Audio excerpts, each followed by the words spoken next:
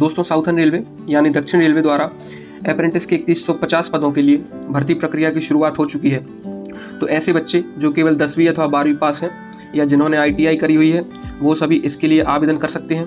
दोस्तों ऑनलाइन आवेदन की तिथि 1 अक्टूबर 2022 है, अर्थात 1 अक्टूबर 2022 से आप इसके लिए आवेदन कर सकते हैं और आवेदन की अंतिम तिथि 31 अक्टूबर 2022 है।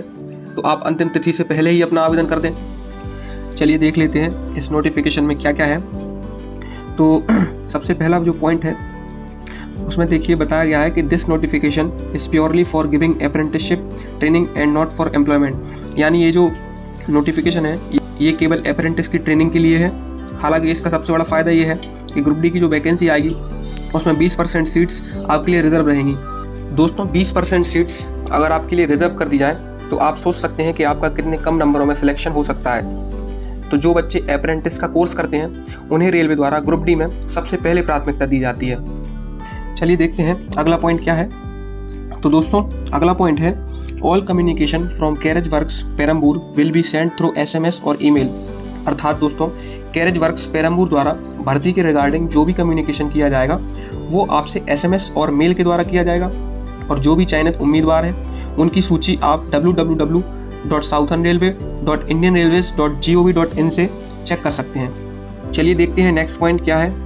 तो दोस्तों इसमें बताया गया है कि candidates are advise to provide their activate mobile number and valid email ID in online application and keep them active throughout the selection process. अर्थात आप सभी आवेदन करते समय अपना सक्रिय मोबाइल नंबर और सक्रिय ईमेल ID ही प्रदान करें और चयन प्रक्रिया के दौरान समय समय पर उसे चेक करते रहें। अगर आपको SMS और ईमेल किसी कारण से प्राप्त नहीं होता है तो इसमें रेलवे की कोई जवाबदारी नहीं होगी। चलिए देख लेते हैं नेक्स्ट पॉइंट क्या है। तो दोस्तों हमारा जो अगला पॉइंट है इसमें बताया गया है प्रशिक्षुओं को निम्नलिखित ट्रेडों में लगाया जाएगा।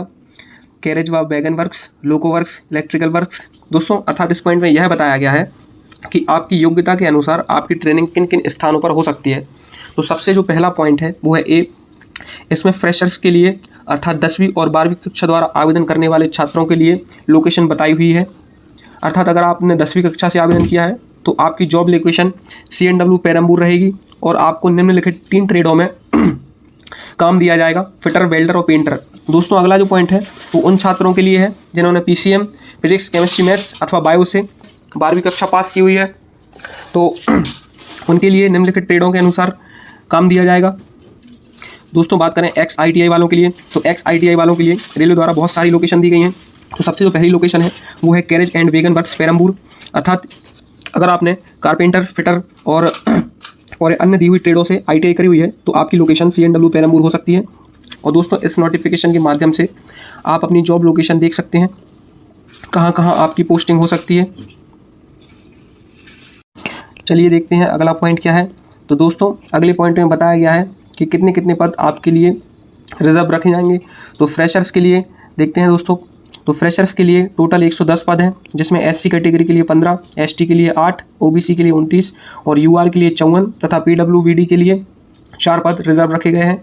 साथ ही ex-ITI वालों की अगर बात करें तो 1233 पद टोटल ITI वालों के लिए रिजर्व रखे गए हैं जिसमें SC कैटेगरी के लिए 184 पद, ST के लिए 92, OBC के लिए 335, UR के लिए 575 और PWBD वाले छात्रों के लिए 47 पद रिजर्व रखे गए हैं।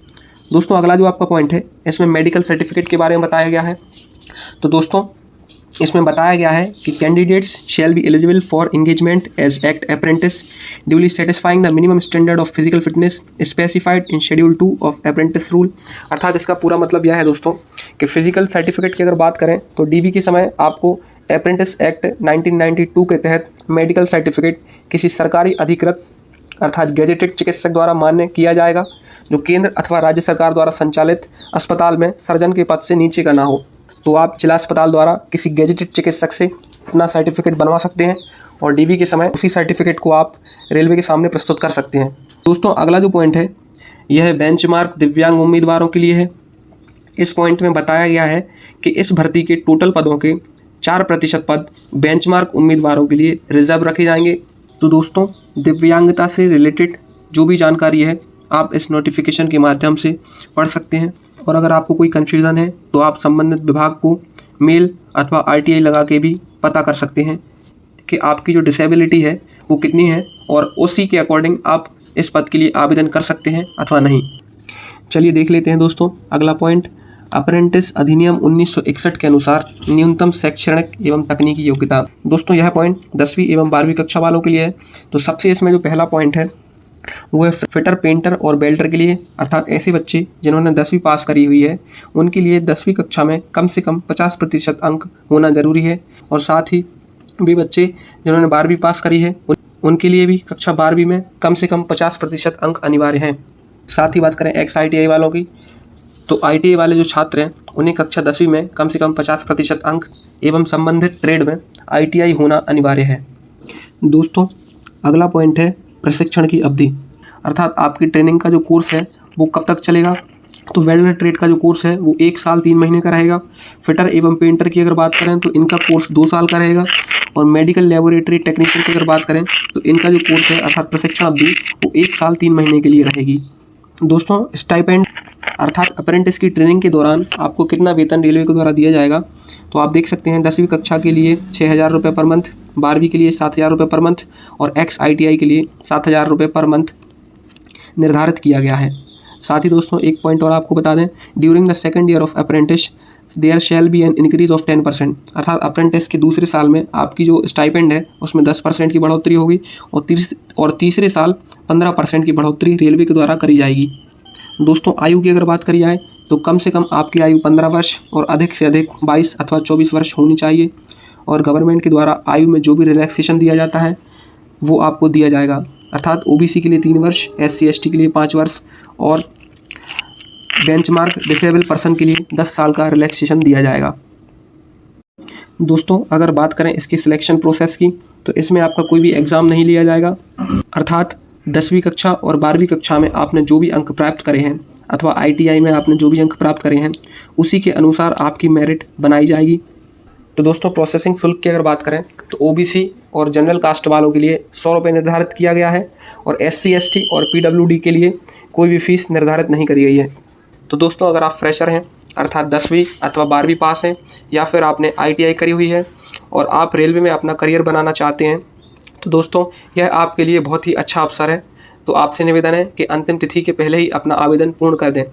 तो दोस्तों अगर आपको मेरा वीडियो थोड़ा भी पसंद आया हो तो मेरे इस वीडियो को एक लाइक, ज़्यादा से ज़्यादा शेयर और मेरे फ्लेक्सपूल चैनल को सब्सक्राइब करना ना भूलें। Thank you.